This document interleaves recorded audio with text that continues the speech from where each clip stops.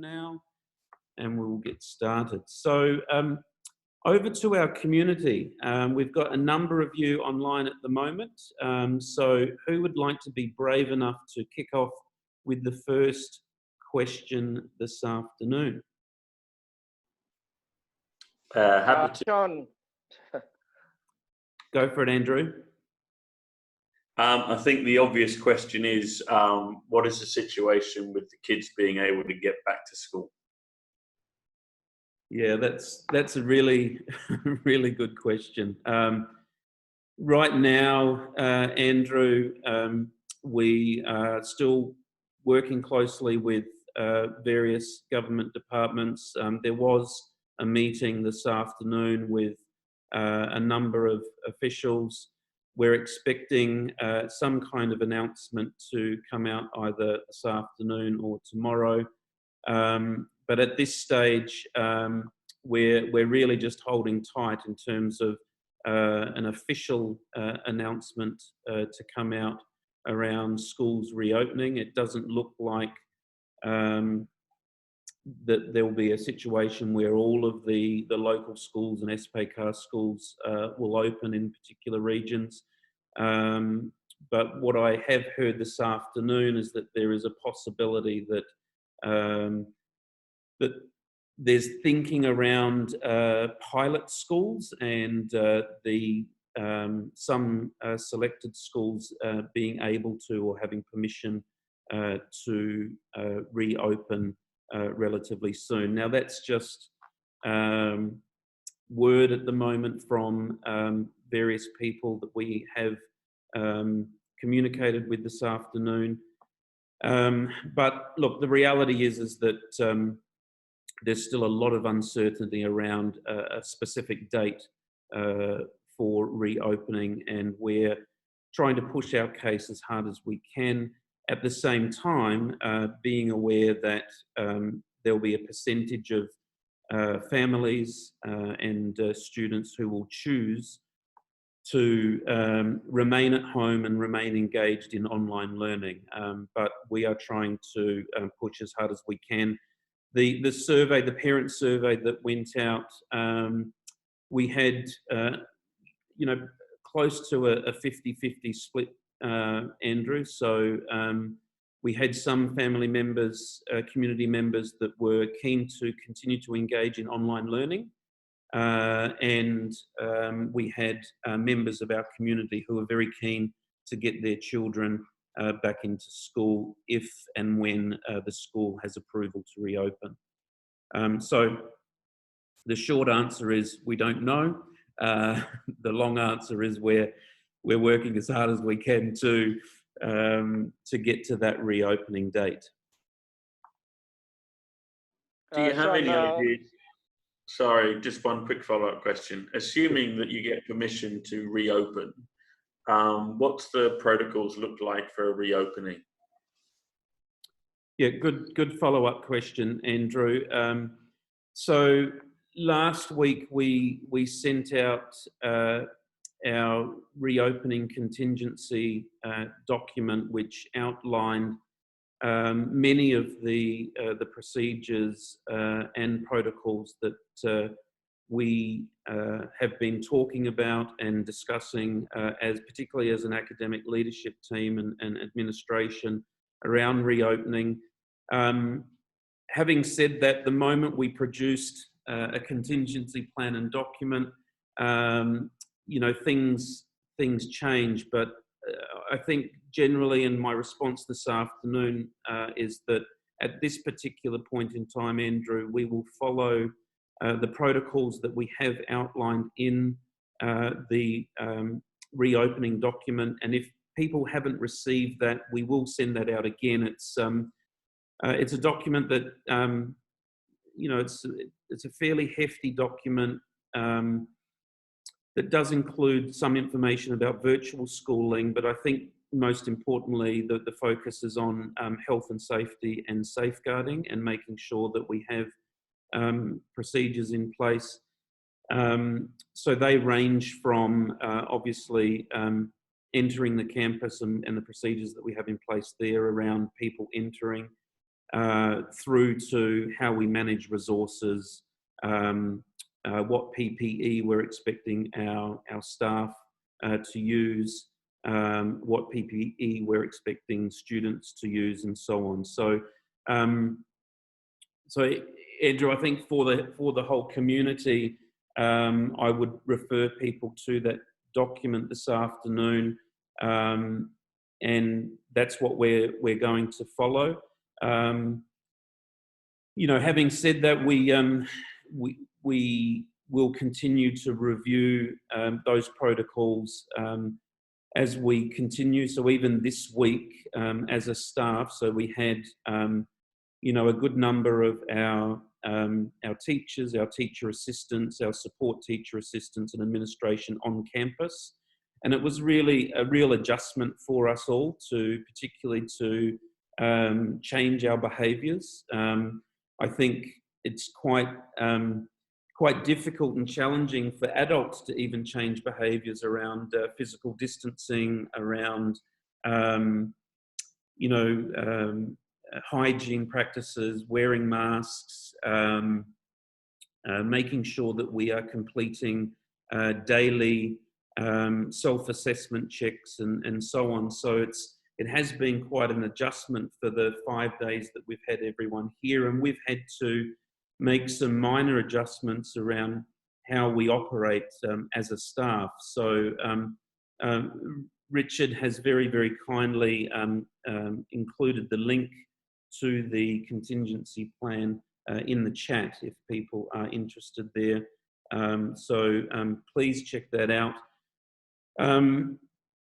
But we're continuing, Andrew and others, to review those practices, but also not just review, but to improve. So as many of you know, the accuracy and reliability of the handheld digital thermometers is questionable at times in Jakarta.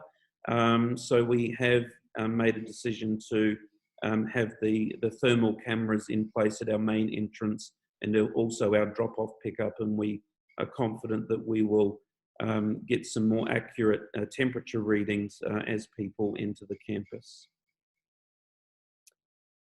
Sean, Sufyan, thank you very much for organizing this session. I would like to know about the preparation for the year 13, because this is a critical year and they have a long essay and a lot of other presentations such as the theory of knowledge.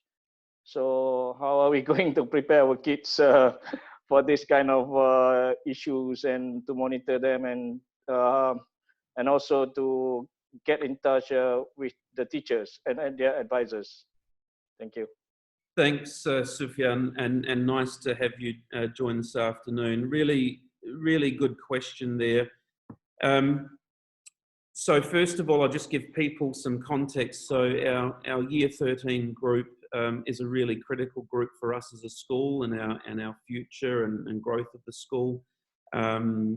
We have students in that cohort who are really you know, working hard, and they have worked hard over a 12-month period in the IB diploma program, and are really you know, looking at some competitive universities to apply to, and so how we support them not only with college and university processes, but also, most importantly, it's the academic support and the social emotional support throughout the year. So I also have some invested interest in that cohort, given that my oldest daughter, Lena, is a Year 13. So so in terms of preparing or supporting the students at the beginning of Year 13, one of the things that that we are planning is the IBDP retreat. Now, I mean, in previous years we've called it an IBDP retreat. It is going to be a digital retreat this year, but it is going to provide the foundation for the year for our students, and I'll ask Richard to talk a little bit more about that. But just so that the community is aware, we have been working closely with the IB, with our previous cohort, and the challenges around not sitting exams in May, June, and what impact things will have on our current cohort. So we are in communication with the IB. We are trying to seek clarification around some of the assessment measures and focus points for that particular cohort.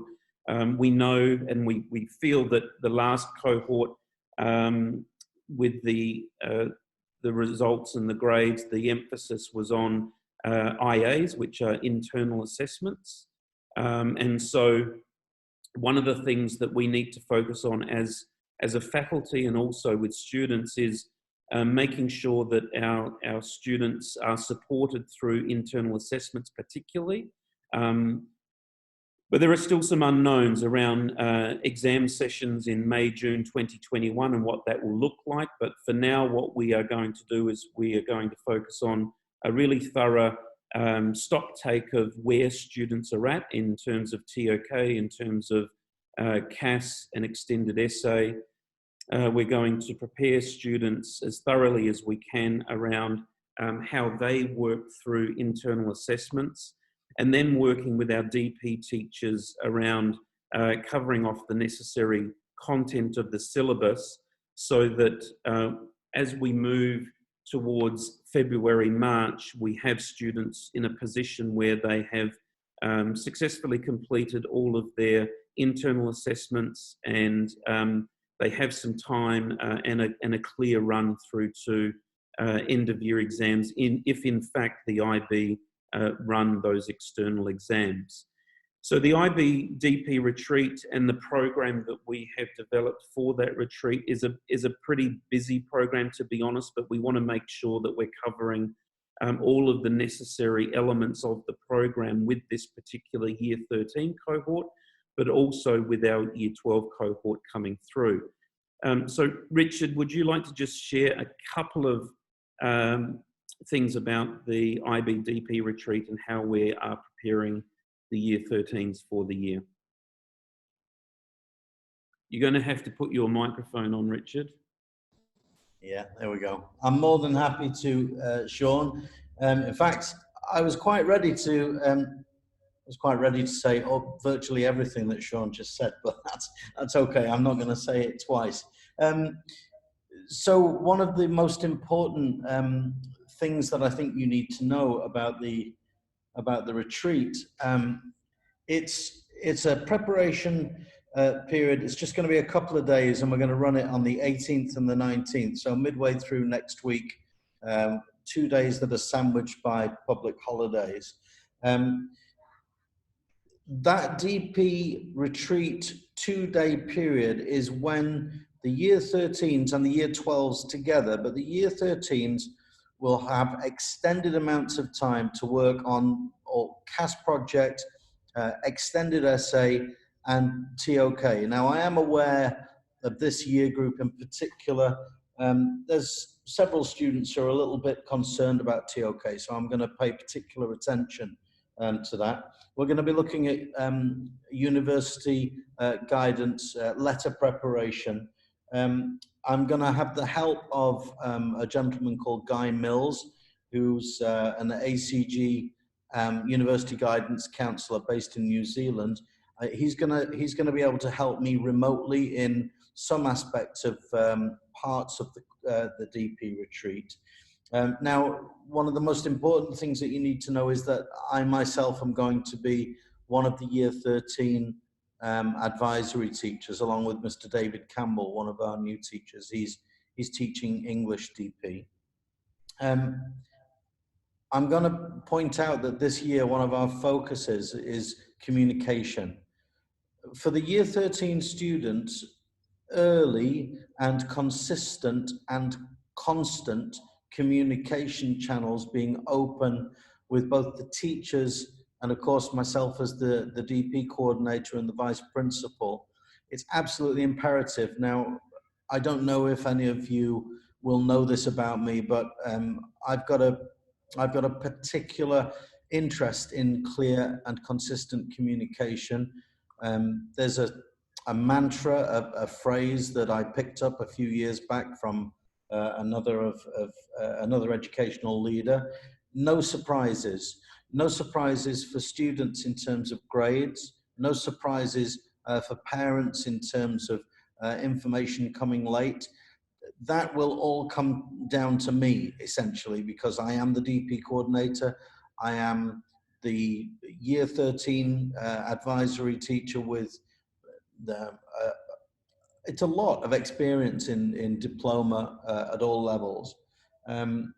So I just want you to know that my door, my telephone, my email is open to you and your concerns all of the time. But please rest assured that I'm very well aware. I've had 3 children of my own go through the diploma, and they all passed the diploma. They all did pretty well, and they're all, one of them now has finished university and the other 2 are at university. And I understand the pressure.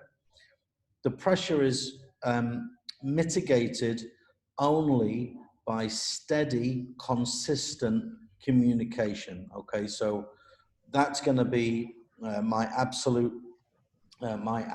focus. We've got the talent and the experience in this school, in this building, to help every single one of those children navigate their final year of school. So that's my promise to you, is that I will make sure that everybody does their utmost to make sure that we get those kids through this very difficult and challenging learning environment through communication. All right, so specifically, I will be releasing information on the DP retreat early next week, so that you know what it is they'll be doing for a couple of days. Going to be getting some alumni as well who've already said yes to be online, available to speak with your sons and daughters about that last year of school and about making preparations for university if that's what they want to do. I think I've covered all of the things I wanted to, but really it's a personal promise that I'm making you. I know how important this is, both to the student and to yourselves as parents. It's a very stressful time for parents as well. So, and I've been through that 3 times. I'm actually only 30 years old. I just look very, very old because of the stress. That's what it is. Thanks, Richard. We will touch on a couple of other points, Sufyan, to address your question. But I just wanted to read a couple of questions that are coming up on the chat. And if you would like to post a question, please do. So the first question is, can this session be recorded? Yes, it is being recorded. And we will post that to our YouTube channel. The next question is it possible for our children occasionally to go to school to meet some of the secondary teachers with COVID protocol, of course? So the short answer is it's something that we are discussing and looking at as a community, and finding ways in which we can actually get students and families onto our campus safely, not for the purpose of running lessons, but certainly for the purpose of meetings. And just really in reference to Sufyan's question about how we're supporting our year 13s, one of the challenges that we have, of course, with the IB diploma and practical courses is how do we provide time for students to complete lab experiments? How do we provide time to give them access to practical materials, whether that's for visual arts or whether that is for other learning areas? So we are discussing how we're going to do that, but we've got to make sure that we do that safely, and we've got to make sure that that we provide the necessary instructions to the student or groups of students that may be entering our campus for particular purposes other than to run timetabled classes. So we will come back to the community around how we are going to do that. We are aware of some other school communities having students on campus for particular purposes. It's something that we are looking at. And certainly for year 13s, the ability for them to get into a science lab and to conduct an experiment for their IAs or for their extended essay research, we know that that's going to be critical for them in order to support them. So that is something that we are looking at the moment. So a couple of other questions here. So in the email, which was sent, I'm assuming you're referring to the email that was sent on Wednesday, we are informed that some teachers are still overseas. How soon are they coming to Jakarta, and would the classes be on Jakarta time? So a really, really good question there. So yes, we still have some staff members who are currently out of Jakarta. So many of you would be aware of the challenges involved in getting expats into Indonesia. We are working as hard as we can to get those staff members into Indonesia, and like the British school, we are working to get the recommendation letters from two government departments to move that process along. So we are anticipating that we will have our new teachers here physically in Jakarta in the next 3 or 4 weeks. That's what we've communicated to our staff members themselves. And so that's something that we are working towards. In terms of delivery in real time, so we are actually asking our teachers offshore to provide as much synchronous delivery as we possibly can, but there are going to be classes, particularly the early morning classes, where that is not possible. So if you imagine that some teachers will be many hours behind Jakarta time, then that will be an asynchronous delivery. Richard, did you want to just talk a little bit more about secondary from that point of view? Sorry, I was just pulling up ISAM's. Sorry, yeah, we're talking about teachers being overseas. Yep. So all teachers overseas are aware of what's going to be happening with timetables and obligations for their classes. We're definitely going to be making contact with advisory a few times a week if we're overseas, and we're definitely going to be being online on Teams at the beginning of pretty much every lesson. Let me see, Abraham is in Kenya, I believe. Mr. Hutchinson, am I right? Yes, that's right. And Mr. Campbell is in Cambodia. Mr. Campbell shouldn't have any problem at all delivering pretty much a normal synchronous classroom. Might be a little bit more difficult for Mr. Davis, but definitely they're completely aware of how much preparation they're going to have to be doing for putting all of the asynchronous materials ready on Teams prior to the classes starting. I mean, obviously it is difficult, but one of the focus this year is communication. So we need students to be in virtual class as often as possible and on camera. One of the things that we'd like your help with this year is that students get onto Teams, they're awake, they've had their breakfast, they've had a shower, and they switch on their camera on Teams so that they can have proper interactions with their teachers. Thanks, Richard. And just so that people are really clear, in the secondary school at the end of 2019-20, the focus was very much on synchronous delivery, which is real time. So through Teams, Microsoft Teams.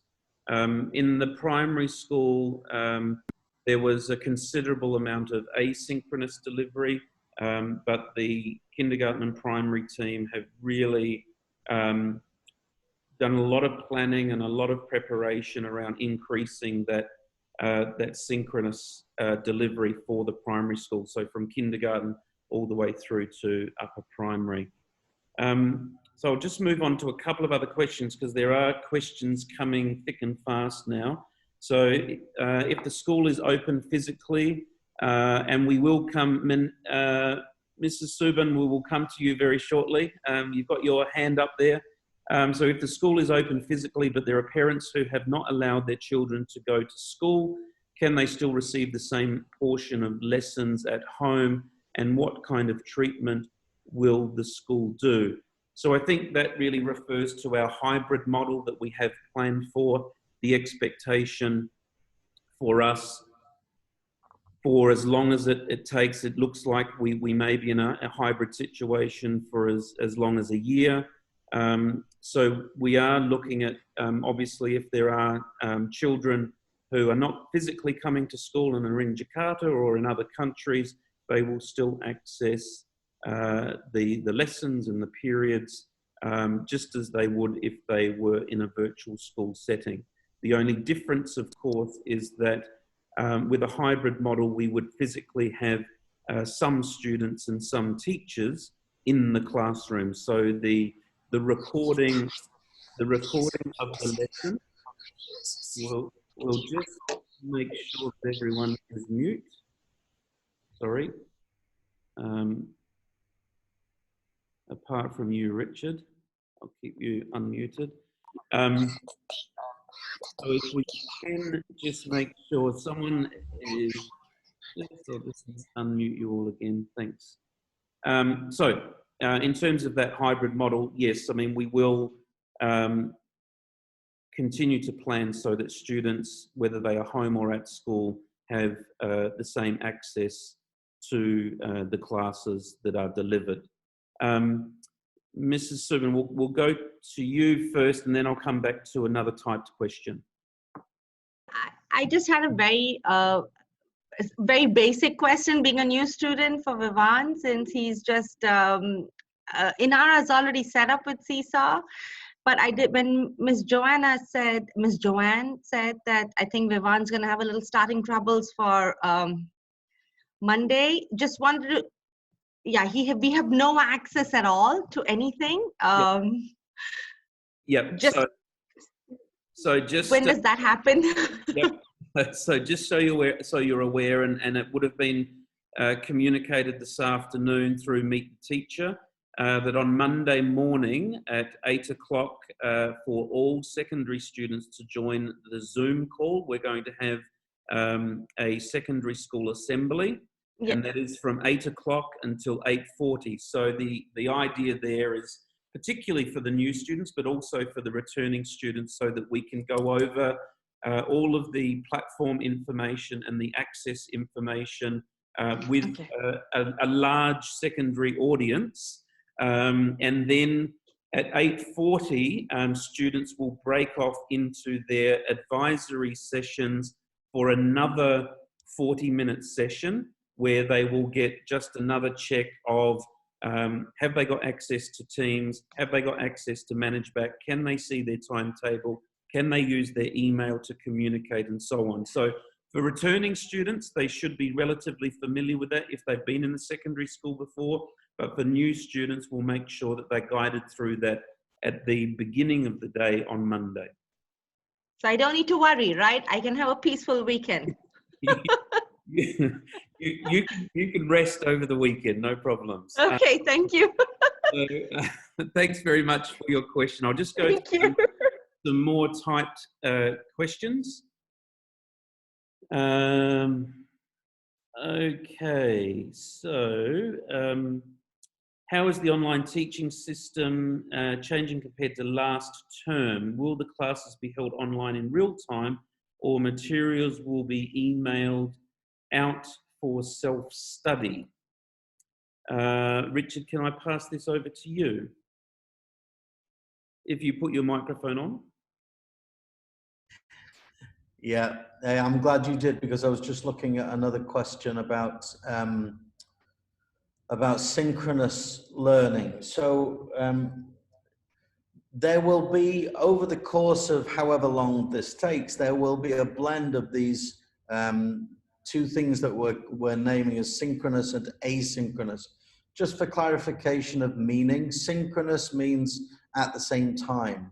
So there was another question about primary, so I'll answer that one now as well. Will there be synchronous teaching in primary? Yes, there will be both synchronous and asynchronous. So synchronous means that the teacher will be live. Think of it as live or a recording. There will be a certain proportion, and I can't tell you what that proportion is because it will change from year group to whether they're doing UOI in primary or whether they're doing specialists. There will be live and there will be recorded, and all of our teachers know the importance of preparation of those materials that are recorded. Usually what's going to happen, well, always, when a lesson is delivered on Teams, that lesson, demonstration, whatever it is, will be recorded on Teams, and that recording is automatically available in Teams to the student right after the lesson has concluded. So Microsoft Office Teams automatically compresses the video, and then when it's ready, it puts it in that team or that channel. Documentation, we've already been speaking with the staff quite a lot about the pressure that's going to be on students under conditions like this. So we're going to be making sure that we give students as much help as they possibly can, as much scaffolding to help them understand the learning experience as a meaningful thing. It's difficult over computer networks, but we're going to do our best through the support materials that are made for the classes. I hope that answered the question. Great, thank you, Richard. We've got a couple of interesting and perhaps sensitive questions here, so I'll fire away with these. So I noticed that a number of students for year 3 and 6 are more than usual than previously. Is this a temporary setup regarding the number of students per class? So as you can imagine, we are still working through a pandemic. As a school that has historically a 70% expat population in our school numbers have significantly reduced. So there was a follow-up question around the enrollment numbers for this school year and what are the class sizes. So I'll try and answer that all together if you don't mind. So certainly I'm not going to shy away from the challenges that we have been facing really since March 2nd. It has been a really challenging time for not just ACG School Jakarta, but for many schools internationally, and the Inspired group of schools. We have 65 schools globally, and we're all working through this together, but we're all committed to turn this around as quickly as we can. But we have had a number of our community members return to their home countries, and at this stage, we're looking at a significant drop in student numbers. At the moment we're looking at around 240 students for the school year to start with, which is significantly lower than we ended last year. And that does mean that we've had to make some hard decisions around classes. And so in the primary school, we are looking at single classes to begin with. And as we move through this environment and we hopefully start to see perhaps later in the year or at the beginning of the start of the calendar year, a return of expats to Jakarta. But it's been a real impact for us, and we're working through it as best we can. So if you have concerns about the student numbers. So in the upper primary, we do have a year 6 class that's just, I think it's around about the 22 mark, and a year 3 class similar. Obviously, one of the features of our school has been, you know, small to medium-sized classes between 12 or 15 students per class. But we are having to make some tough decisions to ensure that we are still viable as a school, but also make sure that we are able to offer single year levels without vertically grouping year levels. So, so the other part of that is making sure we've got additional teacher assistant support in some of those slightly bigger classes. There was a question about Microsoft. Is there Microsoft Windows and Office available at student subsidized rates for ACG students? So, so question, this is particularly for secondary, but also for primary if you are purchasing a device for your student. All ACG enrolled students have access, it's a part of their enrollment, to Office 365. So don't go out and buy Microsoft Office software for your child's device. That is free when a student enrolls, and once a student receives the credentials, then they are able to access Office 365. They're able to download the apps to their device, and they use that those credentials for the duration of their enrolment at ACG. Another question, can you explain synchronized learning more for primary as well? Richard, I'm sorry, I'm going to pass this one to you if you don't mind. Yeah, sure. No, I think I rolled that in to an earlier answer, but I can summarize it again. Synchronized learning is like live learning, so it's the teacher being live on camera at the same time as the students are observing the teacher going through the lesson, watching the demonstration. So it literally means at the same time, and it's gonna be across the board in primary. It's not just going to be UOI, it's going to be some specialists as well. I can't tell you exactly what's going to happen because that will vary depending on the year group and the UOI and the point of time in the year. But it's live learning. Okay, thanks, Richard. A couple of other questions, just really quickly. There's a lot of them. So last year we have parent representatives. Will this year be the same? Same parent reps for each year? Will the new parents' phone numbers be added to the year WhatsApp group for each year? Excellent question. At this particular point in time, certainly not on the top of our list, but it certainly is something that we have spoken about, and we do intend to continue our community group structure that we have had in place.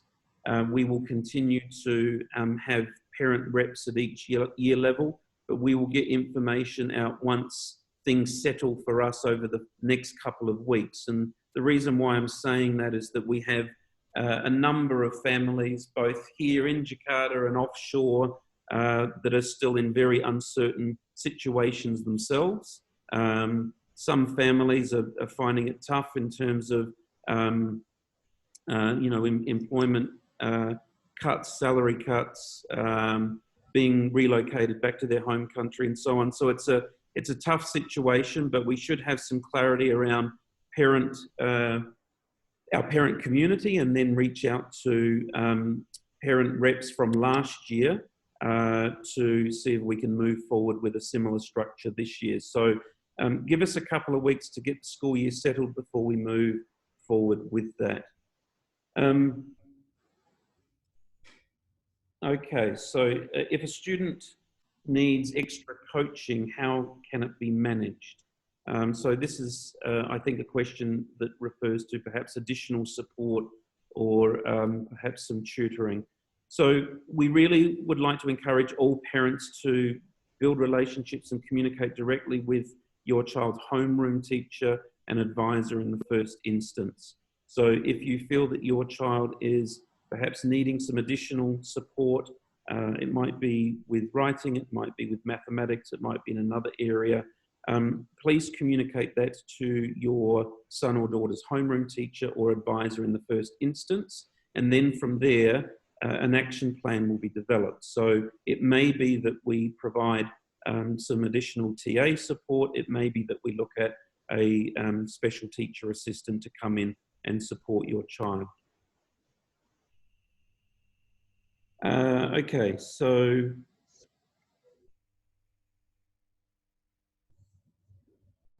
here's one here. I cannot access ManageBack, and I believe some of the parents also cannot. When can I access ManageBack? Excellent question. So we've been on the phone to ManageBack for most of the week, and there are some glitches in the ManageBack platform at the moment. We will have that rectified for Monday. So on Monday, you will be able to access ManageBack.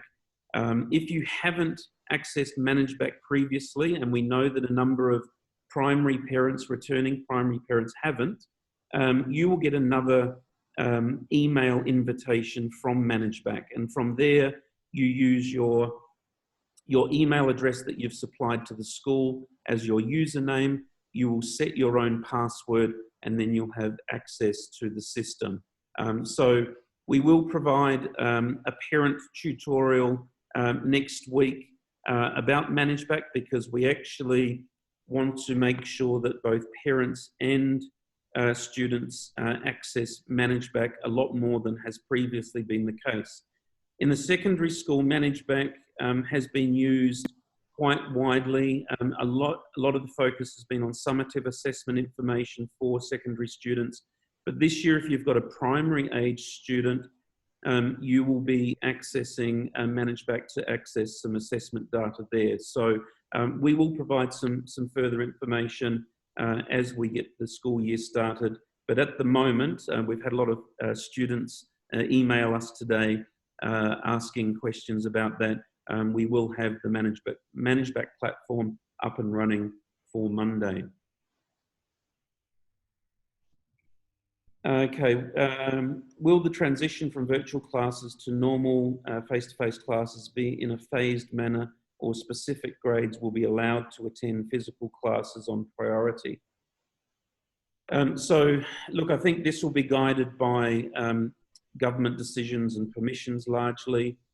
We envisage that it may be a phased approach where we have certain year levels coming into the school initially, and then phasing year levels in.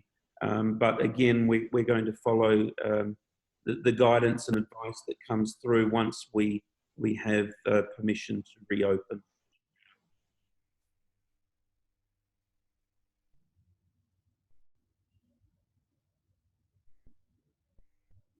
Okay. Okay, this is a question that a lot of parents have been facing, actually. So it is difficult to manage 2 synchronized classes for siblings. So I hope this will be a consideration.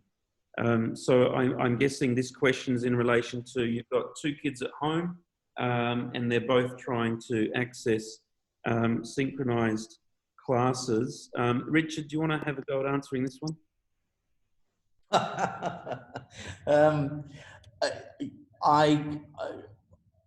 I'm looking at that question and I'm thinking that the most honest answer that I can give right now is I don't know how we're going to manage that right now.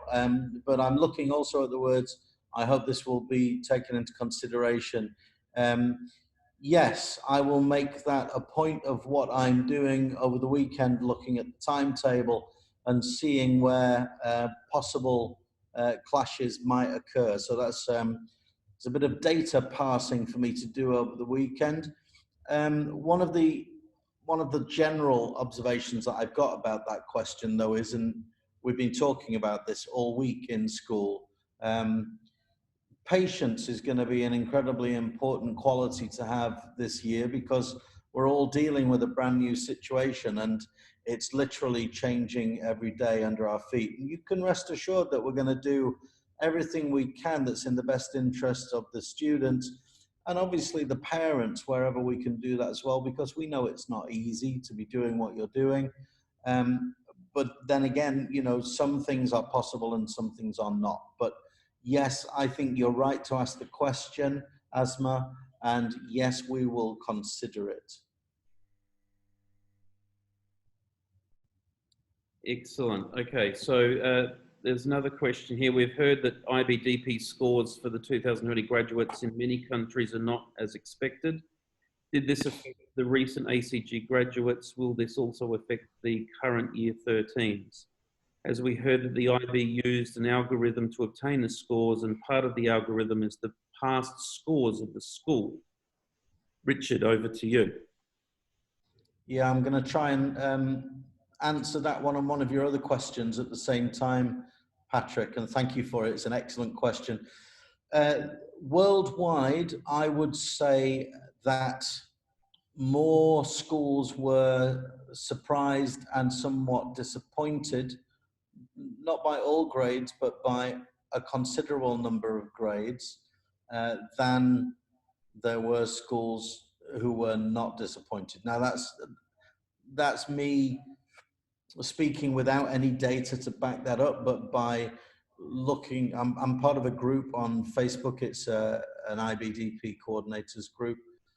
There were lots of surprising results, and yes, the IB did use an algorithm. They have not released that algorithm, but the one thing I can tell you, did it affect, will it affect the current year 13s? Look, Patrick, I've got to be honest with you.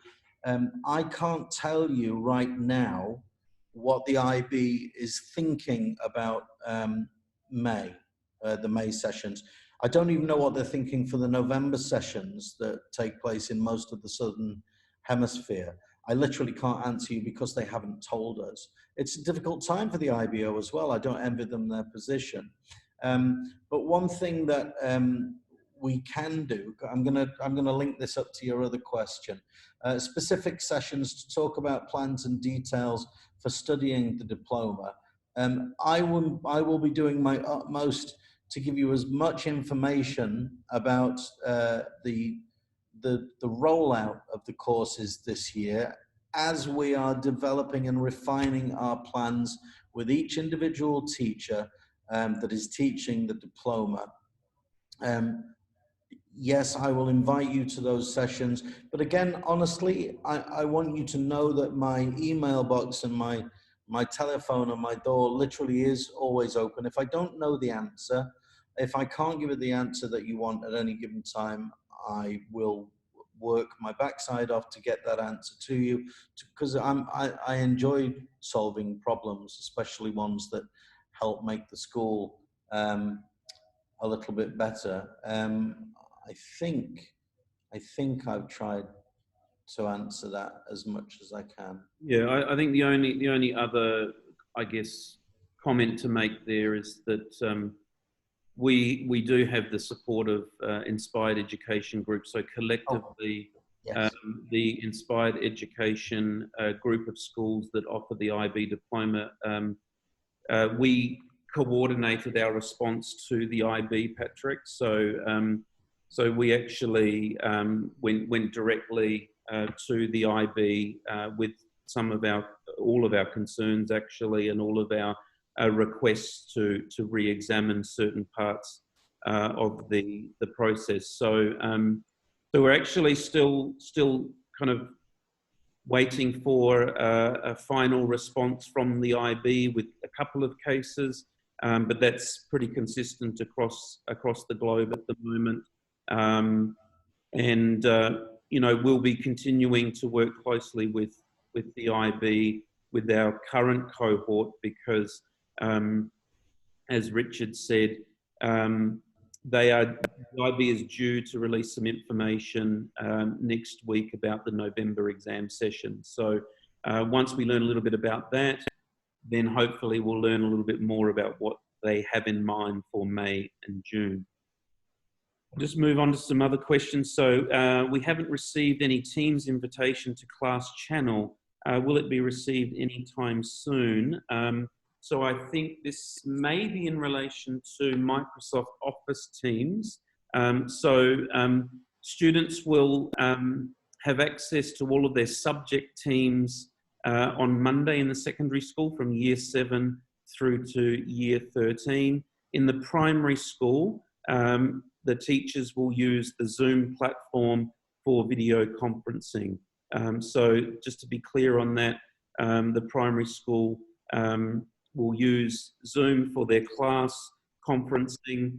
But of course, at Year 6, we do have students who access Teams more frequently. They have access to it. And as a class, certainly through PYP exhibition phases, they'll use that collaborative tool a lot more. But access will be available from Monday. So is it possible for a specific session for Year 13 at some point? Richard, I will pass that to you.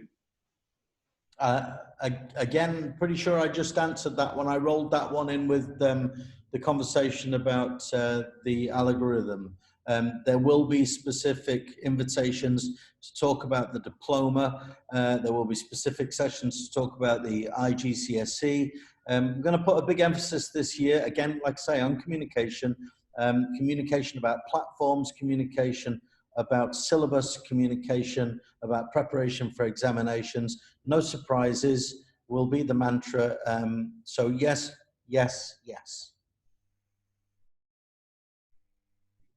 Okay, we might go to our audience now, and we might have some members who are brave to put their microphone on and ask a question. Or not.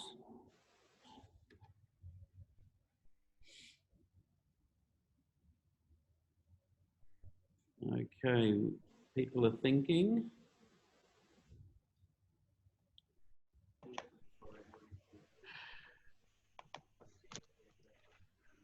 So, Mrs. Subin, do you have another question there? No, I just wanted to say it's a lovely session. And I think you guys have conducted it amazingly well. So, yes, I can't wait for my kids to start. And I'm happy. I'm happy we chose this school. So, yes, kudos to all of you. So that's all. No question. Y'all have clarified everything. I don't want to appear or sound surprised, but I don't often get many compliments or thanks. No, I think you guys have conducted it. I think just now Subin and I were telling. I mean, we both were listening on, and just me on the camera, and I think we just said that. I think I've never met Mr. Richard, so but. Yeah, Sean, you're an amazing principal. So yes, we think it's a great thing that we've chosen ACG. So yeah. Look, I mean, I guess thank you for that. I don't. Yeah, I think. Oh my God! Are you blushing? Okay, no, I just wanted to say. I'm not blushing at all. I can concur that one.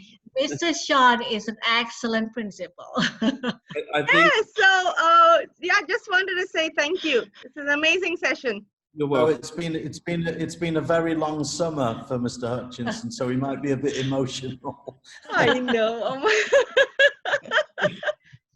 But to all, again, just to chime in, to all new parents, welcome to ACG. I mean, my husband and I really satisfied putting our kids in ACG, and it's been a really great journey.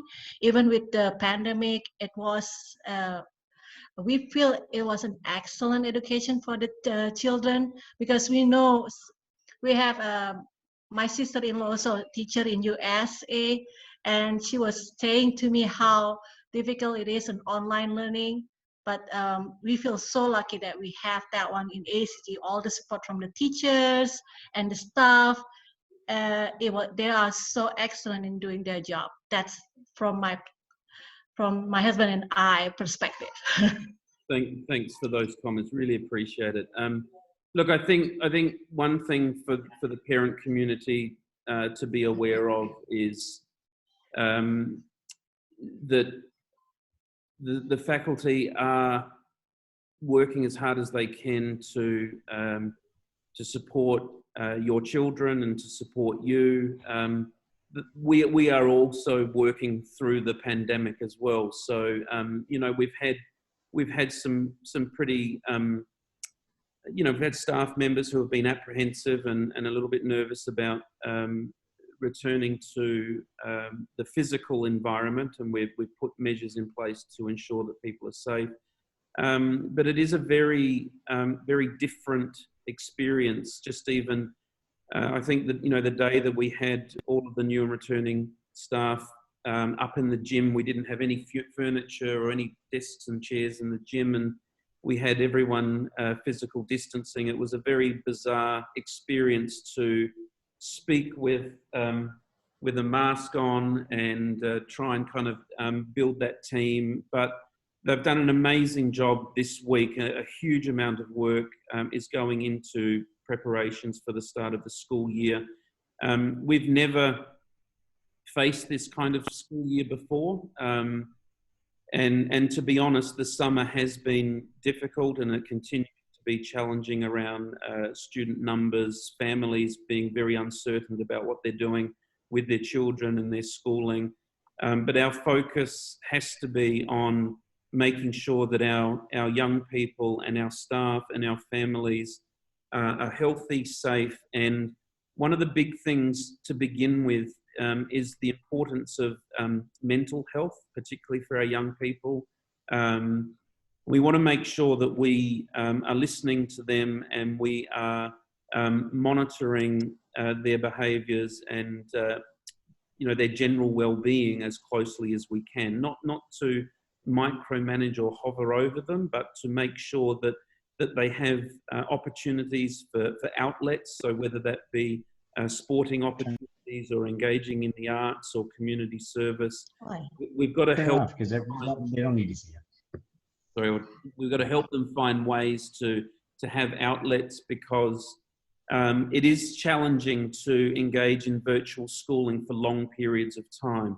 And so I think many of you may have experienced your work changing to more of this online style of communication. And so, as Richard mentioned earlier in the piece this afternoon, we have made it a year-long focus for the entire faculty to have communication at the forefront of our minds, to make sure that at every level, whether it's face-to-face communication, communication via video conferencing, email communication, that we want to make sure that we're clear, we're concise with our communication, and as Richard said, using an old phrase that one of both Richard and I were actually fortunate enough to work under a previous leader, no surprises. And so that is our mantra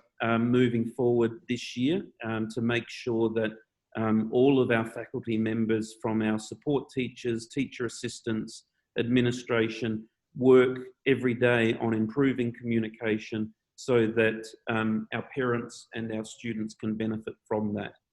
There's already enough uncertainty in the world, and we don't want to add to that with confusing communication. So we've now gone an hour on this Q&A. Happy to, there are a couple of new questions, sorry, I've just let me get this. Okay, so this is a really good question. Do you have any recommendations on how to motivate students, meaning working on material by themselves without any friends or social contact? I'm guessing this refers to a more senior level of student, but I could be wrong. Richard, do you want to have a go at this one? Well, I think, yeah, I mean, it's oh, I'm not muted, good.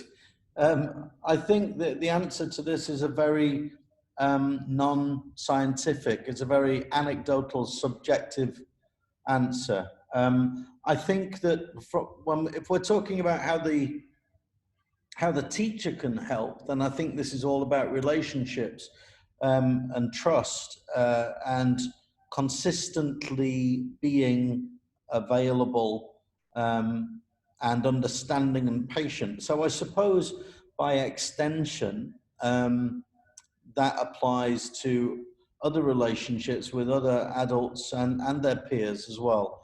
I think it's all about building the relationship. I do know from my own experience as a father, depending on the personality type of your child, usually just telling somebody to keep happy and to be cheerful and to be strong, just telling them stuff like that, that generally doesn't work, and it very often has the inverse effect. So I think it's all in the nuances of the behavior of the relationship between the two.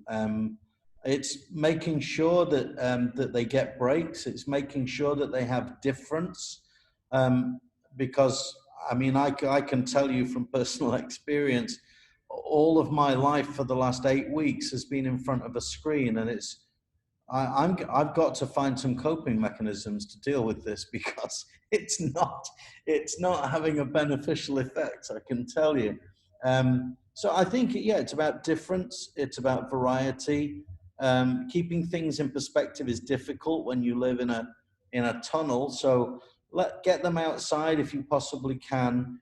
All of these things, eating, diet, all of these things, they contribute. I think, yes, just dealing with that question on the hoof, as it were, answering it ad lib. Yeah. I think it's about difference and variety and knowing that the people around them are there.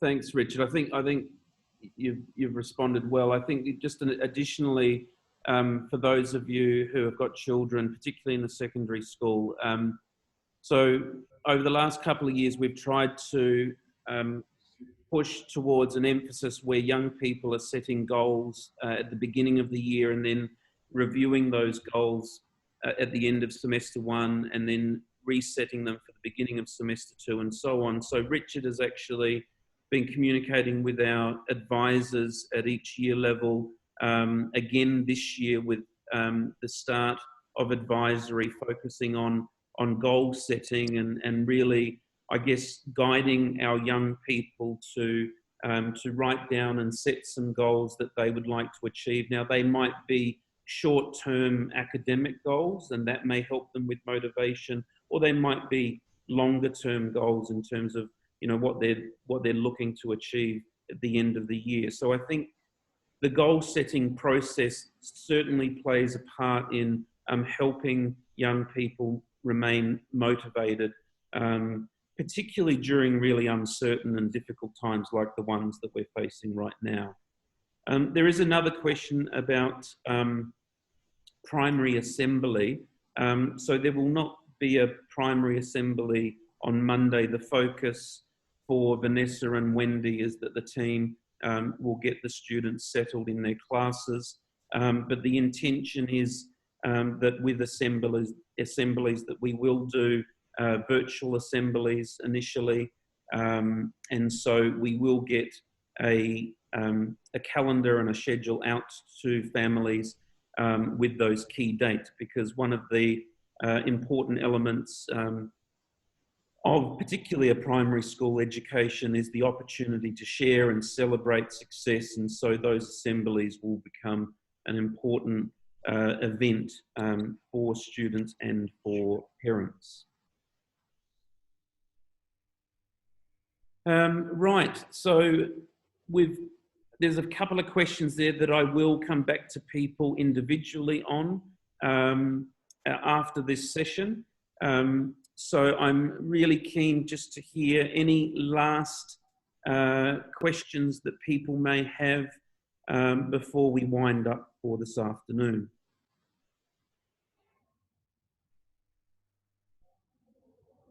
You've all done very, very well to listen and be a part of this for an hour. An hour is a very long time to have a Zoom Q&A and meetings. So I actually, as much as I've enjoyed this, I don't really enjoy back-to-back Zoom meetings for 9 hours. But anyway, that might be just me.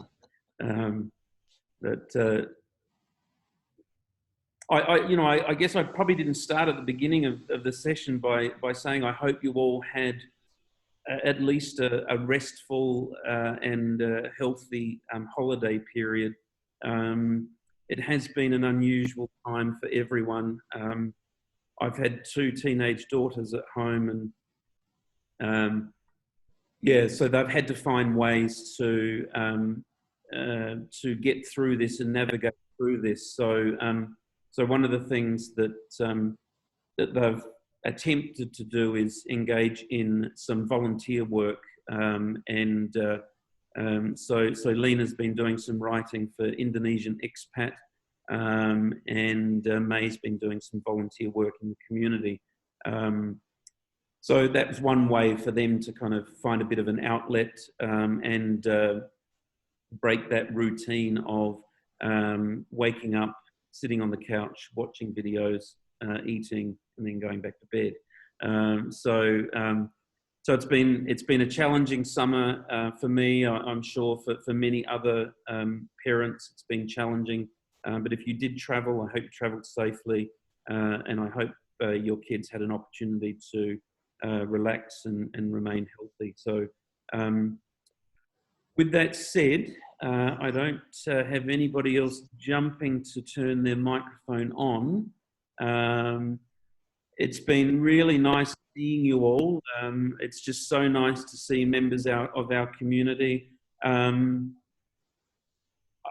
would say I'd love to see you all very, very soon physically. But if you do need to make an appointment to see myself or see Richard or any other member of faculty, we ask you, and we've indicated in the contingency plan, to email mia.sari@acgedu.com. So that's mia.sari to have arrange a face-to-face meeting. So that's really only if you feel that you need to come into the school and meet about particular issues. But where possible, we will encourage one-to-one Zoom or Teams or Skype meetings with parents to avoid having people come onto campus. So where possible, we're going to be as creative as we can, solve problems as best we can. But we don't want you as parents to feel isolated either. If you've got a concern, if you need to seek some clarification about something, as Richard said, email, send us a message, arrange a call, and we will do our very best to try and work through as many problems or issues and challenges that we have. So really excited about this year. Thanks very much for listening. I don't think I'm going to get anyone waving up and down saying, I want to speak, I've got a question. Actually, there's one. Thank you, Richard. So Richard's just added Mia's email address there. Yeah, but that wasn't to everyone. I can't change it. It's just to you. Sorry, I will change that setting.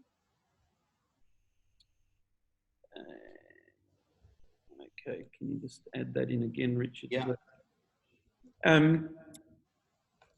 And so finally, if you have any challenges at a classroom level, subject level, please, I can't emphasize enough the importance of communicating with your child's homeroom teacher or advisor. If you're not getting the answers that you need through that channel, then certainly communicate to Richard or myself, and we'll do our best to support you. Thanks very much, everyone, for this afternoon. We do hope that you have a really safe and enjoyable weekend. I hope your children use up all of their energy over the weekend and still have enough left for a busy Monday where we will begin school virtually and hopefully soon we will be able to have students physically at school. Thanks a lot. Stay safe and see you and hear from you soon. Bye-bye. Thank you, Sean. Thank you, Richard. Thank you all. Thank you so Great much. stuff. Thank you. Thank you. You're excellent. Bye. Thank you. Great job, guys. Thanks a lot. Thanks so much. How do we do?